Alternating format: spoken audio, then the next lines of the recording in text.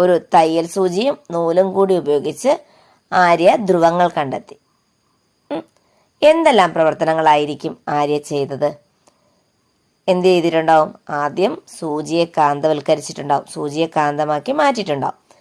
പിന്നെയോ സൂചി സ്വതന്ത്രമായി തൂക്കിയിട്ട് ധ്രുവങ്ങൾ കണ്ടെത്തുന്നു. കാന്തസൂചി എങ്ങനെയാണെന്ന് അറിയാലോ, വടക്ക് നോക്കിയ യന്ത്രം പോലെ വടക്കോട്ട് നോക്കി നിൽക്കും അല്ലേ?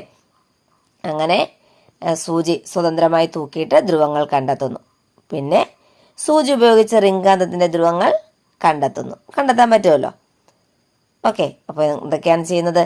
ആദ്യം ആര്യ സൂചിയെ കാന്തവൽക്കരിക്കുന്നു, പിന്നീട് സൂചി സ്വതന്ത്രമായി തൂക്കിയിട്ട് ധ്രുവങ്ങൾ കണ്ടെത്തുന്നു, അതിനുശേഷം സൂചി ഉപയോഗിച്ച് റിംഗ് കാന്തത്തിന്റെ ധ്രുവങ്ങൾ കണ്ടെത്തുന്നു.